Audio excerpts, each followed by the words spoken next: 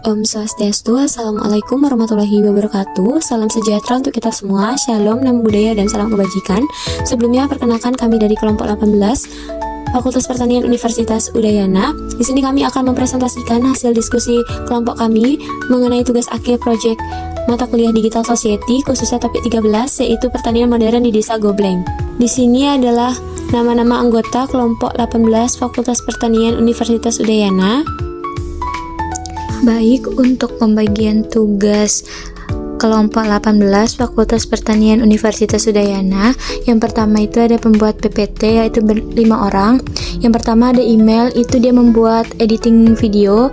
Yang kedua itu ada Andika. Yang ketiga ada Krisna. Yang keempat ada Karunia. Dan yang terakhir Jacqueline. Selanjutnya untuk pembuatan video itu ada 5 orang. Yang pertama itu ada Sinta. Yang kedua itu ada Rani. Yang ketiga itu ada Yuchan. Yang keempat itu ada Levi. Yang kelima itu ada Figrit. Dan pembuatan poster ini 2 orang, yaitu ada Buddha dan Melinda. Lalu yang pertama ada pendahuluan, di mana pertanian adalah sektor utama yang mendukung kehidupan masyarakat di pedesaan. Akan tetapi, perubahan iklim membawa dampak besar terhadap produktivitas dan ketahanan pertanian. Di Desa Gobleng sendiri memiliki potensi pertanian yang signifikan, tetapi juga rentan terhadap dampak dan perubahan iklimnya, sehingga perlu dilakukan langkah-langkah adaptif. Selanjutnya adalah latar belakang, di mana Desa Gobleng ini berasal di Kecamatan Banjar, Kabupaten Buleleng, dengan sebagian besar penduduknya bekerja pada sektor pertani. Komoditas utama di desa ini adalah sayuran yang tumbuh di dataran tinggi, tetapi metode pertanian yang digunakan masih banyak yang konvensional dan sangat bergantung pada keadaan cuaca. Adapun tantangan perubahan iklim di sektor pertanian yaitu curah hujannya tidak menentu, lalu ada peningkatan suhu dan cuaca yang ekstrim, ada kesulitan dalam menentukan waktu tanam dan panen, lalu ada resiko gagal panen, dan yang terakhir itu ada produktivitas dan pendapatan petani yang menurun. SDGs Desa Tanggap Perubahan Iklim berbasis IoT. SDGs Desa Tanggap Perubahan Iklim merupakan upaya pembangunan berkelanjutan yang bertujuan meningkatkan kesiapsiagaan dan ketahanan desa dalam menghadapi dampak perubahan iklim.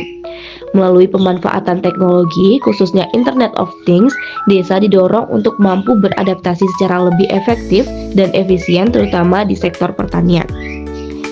Penerapan teknologi IoT ini meliputi pemantauan suhu, kelembaban, dan kondisi tanah secara real-time, pengelolaan irigasi yang lebih efisien dan tepat guna, pengambilan keputusan pertanian berbasis data, pengurangan risiko kegagalan panen akibat perubahan iklim, serta mendukung terwujudnya desa yang tangguh dan berkelanjutan. Manfaat yang diperoleh dengan penerapan sistem IoT. Yang pertama, pemantauan kondisi iklim secara real-time. Sensor IoT membantu memantau suhu, curah hujan, kelembaban, dan kualitas lingkungan secara langsung. Yang kedua, peringatan dini bencana alam. Sistem IoT dapat mendeteksi potensi banjir, kekeringan, dan longsor lebih cepat sehingga mengurangi risiko kerugian. Yang ketiga, efisiensi pengelolaan sumber daya alam. Penggunaan air, energi, dan lahan menjadi lebih hemat dan tepat sasaran. Yang keempat, meningkatkan produktivitas pertanian dan perikanan. Mendukung irigasi pintar dan pengelolaan tambak berbasis data. Dan yang kelima, yang terakhir, yaitu meningkatkan ketahanan dan kesejahteraan desa.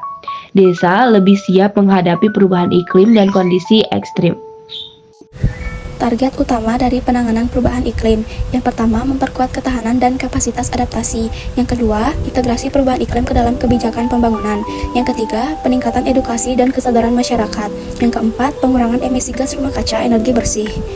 Lalu, masalah yang diatasi dari penerapan penanganan perubahan iklim. Yang pertama, meningkatnya frekuensi bencana alam seperti banjir, kekeringan, dan cuaca ekstrim. Yang kedua, penurunan produktivitas pertanian dan perikanan akibat perubahan pola musim.